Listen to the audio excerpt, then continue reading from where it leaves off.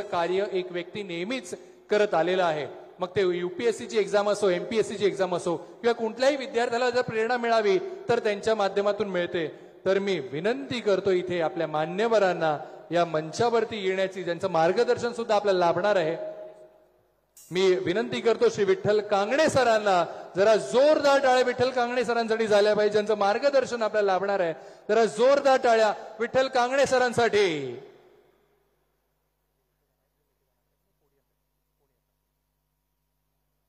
Sir, मला माहिती आहे आपल्यालाही बरीचशी प्रतीक्षा करावी लागलेली आहे, त्यामुळे थेट आपल्या मार्गदर्शनाच्या दिशेनेच वळणार आहे। आज हे सगळे विद्यार्थी आपल्याला ऐकण्यासाठी आलेले आहेत, त्यामुळे त्याही दिशेने वळूया। जरा टाळ्या जोरदार विठ्ठल कांगणे सरांसाठी।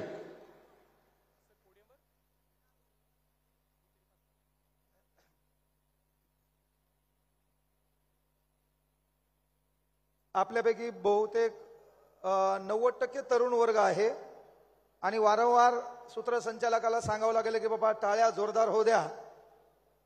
ही गोष्ट मला थोडी पटना, म्हणून तुमच्यासाठी एवढंच म्हणेल की वो दरिया ही क्या, ओ दरिया ही क्या जिसमें नहीं रुआनी, जोश नहीं लल्ला तो किस काम की तेरी जवानी, किस काम की तेरी जवानी। एकदा जोरदार टाळ्या होऊ द्या सर्वांनी। मी जिथं जगात जर्मनी, भारतात परभणी म्हणून ज्या परभणीला ओळखल्या जातं तिथून आलोय। कदाचित मी भाषा काही लोकांना कळणार बी नाही, पण ज्यांना कळत असेल त्यांना पुन्हा विनंती आहे, ही जीभ काळी आहे म्हणून एकदा जोरदार टाळ्या होऊ द्या सन्माननीय उपमुख्यमंत्री साहेबांसाठी, विचार मंचांसाठी। नाही, टाळ्यांचा आवाज, टाळ्या म्हणजे मी वारंवार सांगितलं, तुम्ही युवक आहेत, इथं बसलेले काही ज्येष्ठ आहेत, इथं बसलेल्या काही माता भगिनी आहेत, म्हणून एकदा पुनश्च जोरदार टाळ्या होऊ द्या। टाळ्या म्हणजे पावसासारख्या पडल्या पाहिजे, जसा वरतून आपल्याला पावसाचा आवाज येऊ लागला। या ठिकाणी किती मुलांचं सत्कार होणार आहे त्यांनी हात वर करा। किती मुलांचा सत्कार होणार आहे त्यांनी हात वर करा। त्याच्यात काही डाऊट असं, मुळात या कार्यक्रमात पोरं पुढं पाहिजे होते, त्याचे मायबाप मागं पाहिजे होते, जेणेकरून आपल्याला पहिल्यांदा पोराला बोलता आलं असतं, मुलींना बोलता आलं असतं।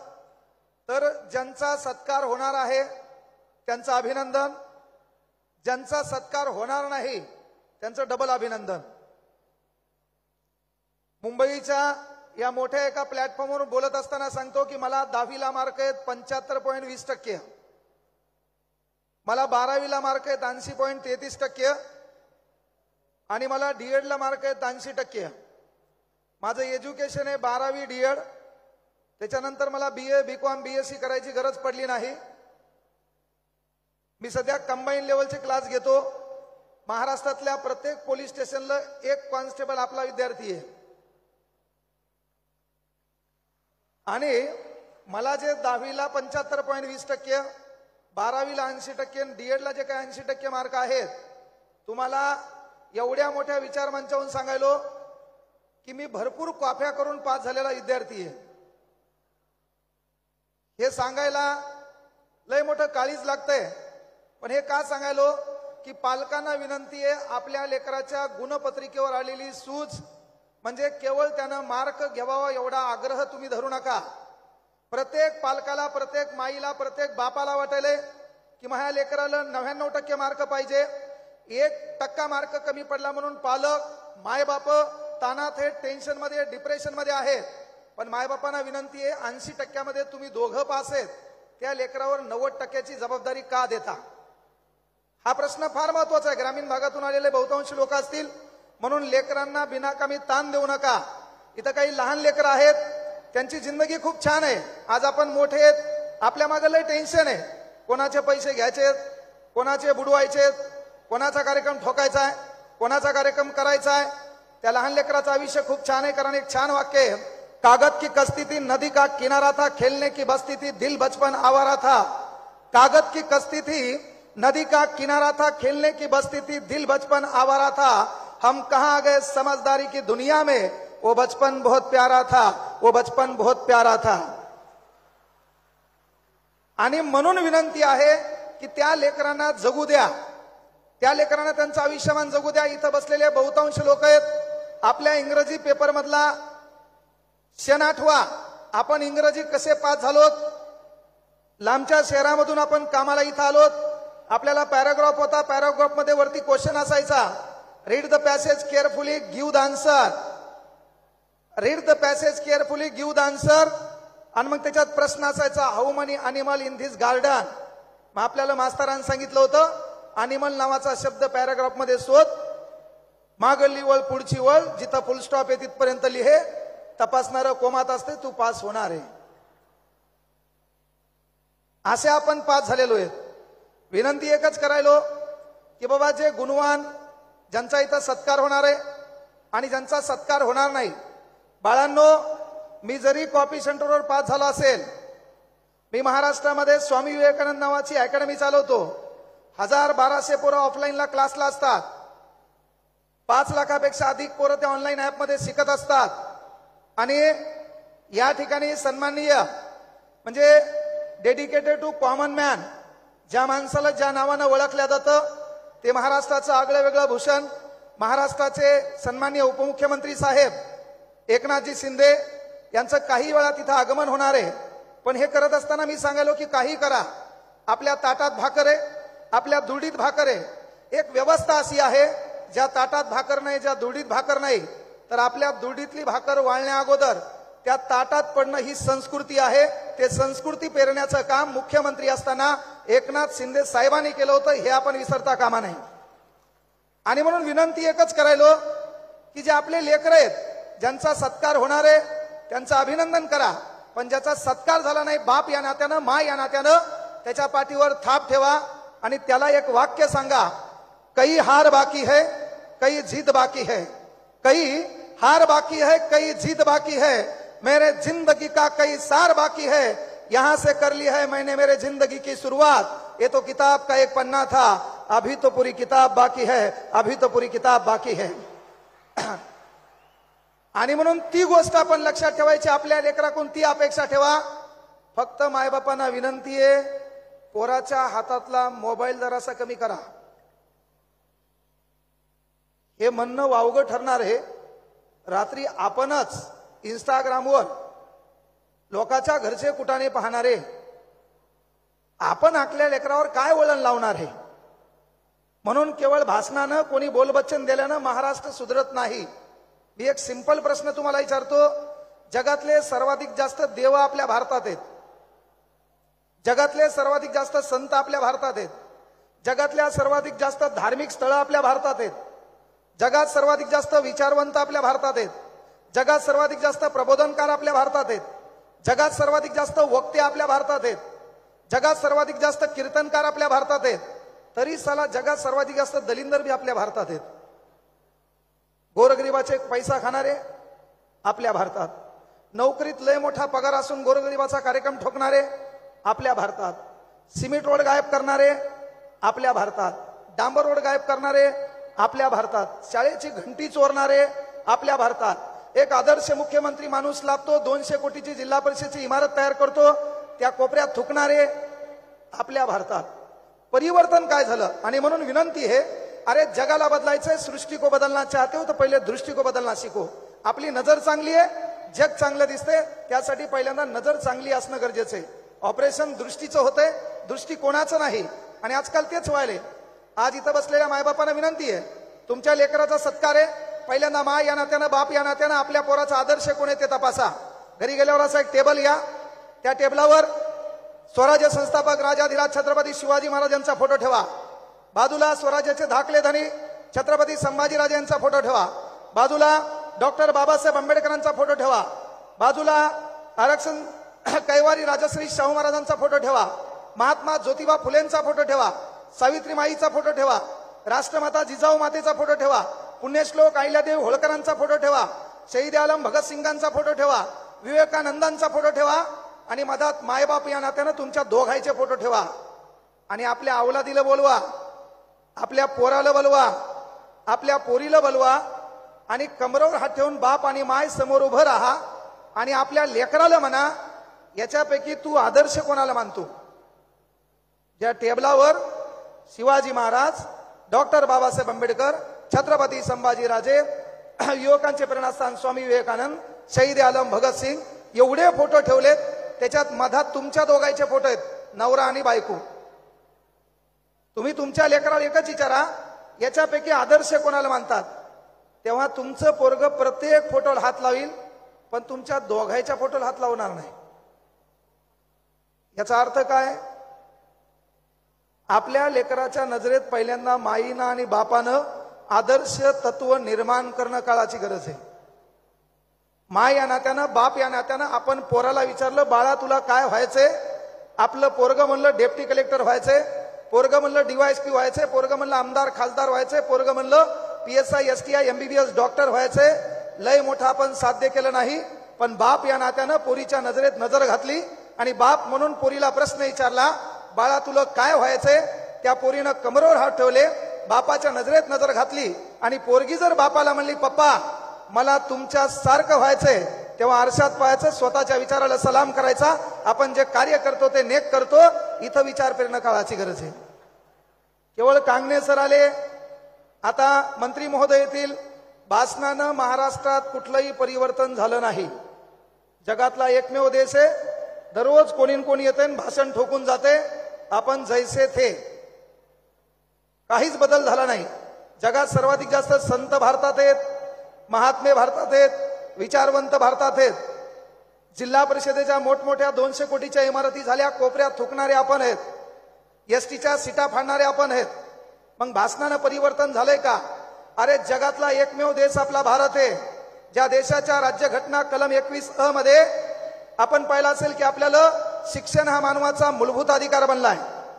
राज्यघटना कलम 51 मध्ये आपल्या भारताच्या राज्यघटनेमध्ये राष्ट्राप्रती असणारे मूलभूत कर्तव्य लिहिण्यात आली, जी एकूण 11 आहेत. त्यामध्ये पहिलं कर्तव्य, राष्ट्राची संपत्ती स्वतःची संपत्ती समजून तिची मी देखभाल करणार आहे. तसं आपण करतो का? इथं बसलेल्या पोरांना विनंती आहे, बाळांनो तुमचा एक मोठा भाऊ म्हणून एकच विनंती करायलो, भारतातला कुठलाही स्टेज असो, भारतातला कुठलाही विचार मंच असो, या विचार मंचावर बसायला पहिल्यांदा आपल्या हातात सत्ता लागते. खाली जे बसलेत या पुढच्या चेअर सोडल्या तर मागलच्या हातात सत्ता येणार नाही, तुमचं तुम्हालाही माहिती आहे. महाराष्ट्रातल्या भारतातल्या कुठल्याही स्टेजवर बसायचं असेल तर पहिल्यांदा आपल्या हातात सत्ता लागते. तुम्हाला विनंती करायलो, सत्ता आपल्या हातात येणार नाही. कारण तुमच्यापैकी एखाद्याने डायलॉग बी हाणला की मला वाटले यावर्षी विधानसभा लढाव, तर आपल्या बाजूचं डायलॉग हाणते, कहाल बेजार व्हायला, लय जण येऊन गेले, तेच तानात आहेत, तूही कुठं अगरबत्ती लागणार आहे. आणि म्हणून भारतातलं कुठलंही स्टेज असो, एक शिक्षक म्हणून आमच्या गावाकडे ग्रामीण भाषेत त्याला मास्तर म्हणतात. आणि मास्तराची एक छान व्याख्या आहे, मास्तर माईच्या स्तरावर किंवा आईच्या स्तरावर जाऊन विद्यार्थ्याची गरज लक्षात घेऊन वर्गात गेल्यावर वर्गातले लेकरं स्वतःचे लेकरं समजून अंतःकरणातून शिकवण्याचा प्रयत्न करतो, तो खरा मास्तर. ती भूमिका मास्तर लोकांनी पार पाडावी. म्हणून एक विनंती एक केली, बाळांनो भारतातलं कुठलंही स्टेज असो, त्या स्टेजवर बसायसाठी आपल्याकडे सत्ता लागते. जर आपल्याकडे सत्ता नसेल तर भारतातलं कुठलंही स्टेज असो, त्या स्टेजवर बसण्यासाठी आपल्याकडे मालमत्ता लागते. आपल्याकडे सत्ता बी नाही, मालमत्ता बी नाही. जी माय जो बाप आपल्या लेकराचा गुणगान इथं करायचा आहे, गुणवंत म्हणून ज्याचा सत्कार करायचा, त्या माईनं बापानं एक गोष्ट लेकराला शिकवायची की बाळा भारतातल्या कुठल्याही स्टेजवर बसायला सत्ता लागते, भारतातल्या कुठल्याही स्टेजवर बसायला मालमत्ता लागते. मान्य आहे आपल्याकडे सत्ता नाही, मान्य आपल्याकडे मालमत्ता नाही, मात्र बुद्धिमत्तेच्या भरोशावर भारतातल्या कुठल्याही स्टेजवर जाता येते, स्टेज गाजवता येते, एक खुर्ची राखीव ठेवता येते. त्याचं उदाहरण विठ्ठल कांगणे आहे. माबाप आमदार नाही, खासदार नाही, जमीनदार नाही, वतनदार नाही. त्या ठिकाणाहून मी इथपर्यंत आलो, त्याचं कारण केवळ बुद्धिमत्ता आहे. म्हणून आपण गरीब आहे, परिस्थिती वाईट आहे, त्याचा विचार करू नका. लेकराला फक्त एकच शिकवा, आदर्श कोणाला मानायचे. आपण मुंबईकडे राहतात, या ठिकाणी वातावरण बरं आहे, प्रत्येकाच्या भौतिक सुविधा बऱ्या आहेत, पण काहीचा बाप ऑटो चालवत असेल, काहीचा बाप टॅक्सी चालवत असेल, कुठंतरी बारीकसं 10 बाय 10चं घर असेल, तर तुम्हाला या ठिकाणी कांगणे सर यावे, कोणीतरी एखादा हिंदीचा शेर मारावा आणि तुमच्यात परिवर्तन व्हावं एवढे आपण नाबालिक नाहीत. ज्यानं आपला बाप काम करताना पाहिलाय, ज्यानं आपला बाप ऑटो चालवताना पाहिलाय,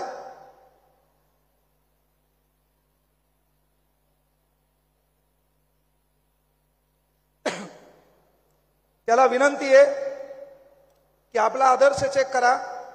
सध्या 10वी-12वीला जे मुलं आहेत ज्यांचा सत्कार होणार आहे, पालकांना विनंती आहे त्यांचे मोबाईल चेक करा. या मोबाईलमध्ये इंस्टाग्राम आहे. त्या इंस्टाग्राममध्ये 3 कॉलम आहेत. पहिला कॉलम आहे पोस्ट. हे पालकाचं काम आहे. एकदा साप गेल्यावर काठ्या आणून फायदा नाही.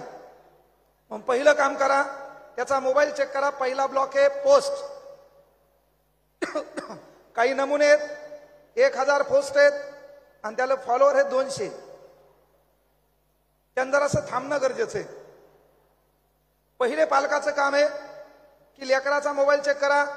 त्याच्यामध्ये पहिलं पोस्ट आहे, दुसरं आहे फॉलोअर आणि तिसरं आहे हा कोणाला फॉलो करतो.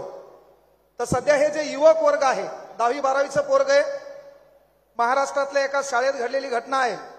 9वीच्या पोराच्या बॅगमध्ये चाकू निघत असेल, 9वीच्या पोराच्या बॅगमध्ये मारण्याचं साहित्य निघत असेल तर प्रशासनानं कुठं कुठं लक्ष द्यायचं. मी तर म्हणतो येणारा काळ एवढा बिघडल की प्रत्येक घरासमोर पोलीसवाले उभं करावं लागेल. बाहेर निघला कपाळावर झापड, कुठं चालला कारणे द्या नोटीस. एवढी परिस्थिती वाईट येणार आहे. कारण आमचं पोरग, इथं बसलेल्या माता मावल्यांना विनंती आहे, पोरग फॉलो कोणाला करायले तर ज्यानं केस कुरुळे केलेत. पोरग फॉलो कोणाला करायले ज्यानं गळ्यामध्ये लय मोठ्या साखळ्या घातल्या. पोरग फॉलो कोणाला करायले ज्यानं महाराष्ट्रामध्ये हैदोस घातला. पोरग फॉलो कोणाला करायले ज्यानं गुंडागर्दी निर्माण केली. पोरग फॉलो कोणाला करायले जो समाजामध्ये तेढ निर्माण करण्याचं काम करायला आहे.